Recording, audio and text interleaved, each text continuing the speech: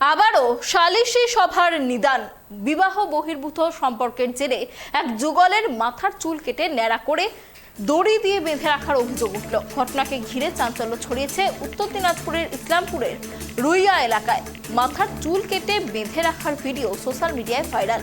যদিও সেই ভিডিওর সত্যতা যাচাই করেনি ট্রাইব টিভি বাংলা। পুলিশ ও স্থানীয় সূত্রে জানা গিয়েছে, ইসলামপুর থানার ইসলামপুর গ্রাম পঞ্চায়েতের রুইয়া আদিবাসী গ্রামের এক মহিলা গ্রামেরই এক যুবকের সঙ্গে বিবাহ বহির্ভূত সম্পর্কে জড়িয়ে পড়েন। ভালোবেসে বিহারে পালিয়ে যান তিনি। এরপর গ্রামবাসীরা তাদের ধরে গ্রামে নিয়ে আসেন। অভিযোগ, গ্রাম্য সালিশি সভায় তাদের চুল কেটে ন্যাড়া করে দেওয়ার সিদ্ধান্ত নেওয়া হয়। সিদ্ধান্তের পর ওই যুগলের মাথার চুল কেটে ন্যাড়া করে বেঁধে রাখা হয় বলে অভিযোগ। এই ঘটনার একটি ভিডিও সামাজিক মাধ্যমে ছড়িয়ে পড়ে। মুহূর্তের মধ্যে তা ভাইরাল হয়ে যায়। অন্যদিকে এই ধরনের ঘটনা ঘটলে আইনত ব্যবস্থা গ্রহণ করা হবে বলে ইসলামপুর পুলিশ জেলার তরফে জানানো হয়েছে।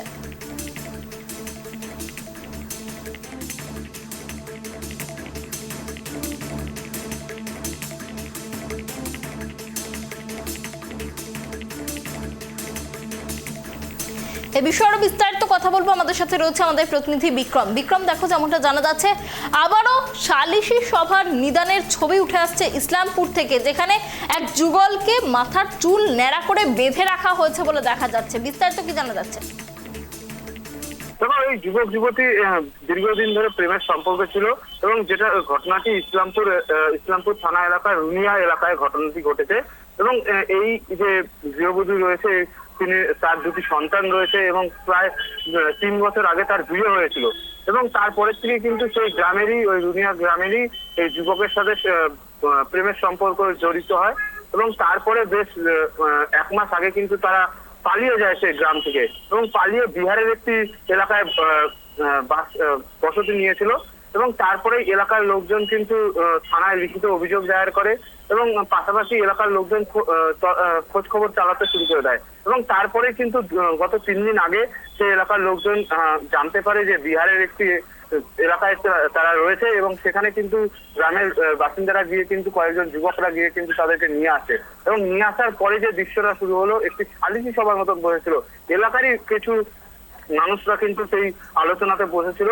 সেই আলোচনা চলাকালীনই কিন্তু যে ভিডিওটি ভাইরাল হয়েছে, দেখা গিয়েছে যে দুজনের হাত বাঁধা যুবক যুবতীর এবং তাদেরকে কিন্তু হাত বেঁধে কিন্তু তাদেরকে নাড়া করে দেওয়া হয়েছে। এবং পাশাপাশি এই যে আইন নিজেদের হাতে তুলে নেওয়া হচ্ছে একের পর এক ঘটনা, চোপড়া থেকে শুরু করে ইসলামপুরে, এর আগেও চোপড়াতে আমরা দেখেছি জেসিবির দৌরাত্ম, একের পর এক ভিডিও ভাইরাল হয়েছে। তাদেরকে যুবক যুবতীরা এরকমই প্রেমের বহির্ভূত সম্পর্ক ছিল, তাদেরকে হাত পা বেঁধে কোনো সময় মারা হয়েছে, কোনো সময় রাস্তায় ফেলে মারা হয়েছে। এই যে সমস্তটি ঘটনা নিজেদের হাতে যে আইন তুলে নিচ্ছে, তাতে কিন্তু যারা সমাজকর্মীরা রয়েছে তারা কিন্তু প্রশ্ন তুলছে যে বারংবার কেন আইন নিজেদের হাতে তুলে নেওয়া হবে। তবে এখনো পর্যন্ত কিন্তু ইসলামপুর থানার পুলিশ এর কাছে কোনো লিখিত অভিযোগ দায়ের করেনি। কিন্তু ইসলামপুর থানার পুলিশ এই ভিডিও ভাইরাল হতেই কিন্তু এলাকায় তৎপর হয়েছে।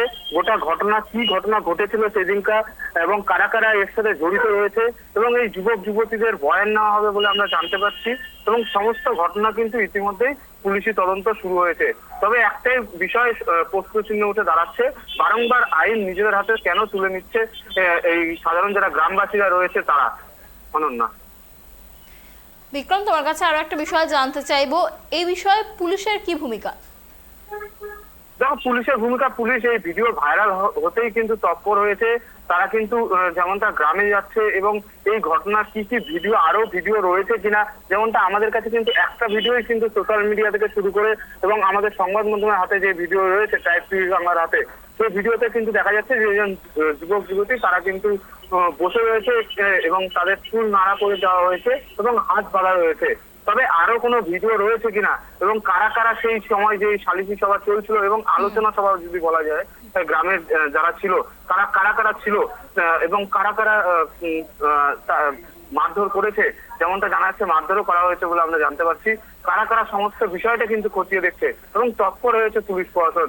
তবে একটা বিষয়, সেই এলাকার যে পঞ্চায়েত সমিতির সদস্য রয়েছে, তিনি যখন সেই এলাকায় যায়, যে ঘটনাটা হয়েছিল 2 দিন আগে, সেই সময় ঘটনার সময় গিয়েছিল।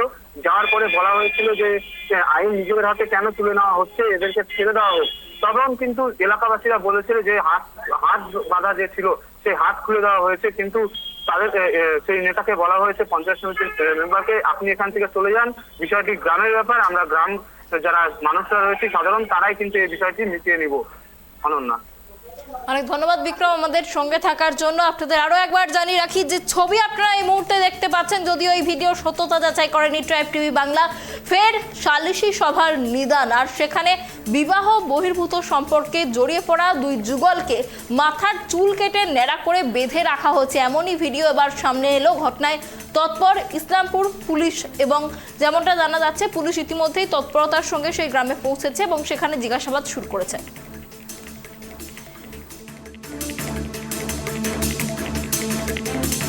টাকলা ওখানে গ্রামবাসীরা, আদিবাসী যারা সমাজ আছে ওরা মিলে দুজনকে টাকলা করে দিয়েছিল যেন আর ভবিষ্যতে এরকম কেউ গ্রামে কাজ না করে।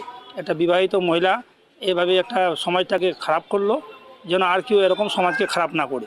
একজন বিবাহিত মহিলা গ্রামেরই এক যুবককে নিয়ে পালিয়ে গেছে। হ্যাঁ, গ্রামের এক যুবককে নিয়ে পালিয়ে গেছে। ভালোবাসা মানে আদিবাসী সমাজ শাস্তি সইছে, শাস্তি দিতে ওই না, শাস্তি দেওয়া হয়নি। ওদের মধ্যে একটা ওদের আদিবাসী তো ওরা আমাদের সমাজ মানে না। ওদের মধ্যে একটা মাঝি আরাম থাকে, যে গ্রামের যে যেরকম মোড়ল সর্দার বলি আমরা, তো ওদের মাঝি আরাম থাকে। মাঝি আরাম যে কথাটা বলবে সবাইকে মেনে নিতে হবে, আর ওরা আমাদের কথা শুনবে না। ওরা নিজেদের মধ্যে সালিসি করে নেয়, আর যা হয় সালিসি ভালোই করে ওরা।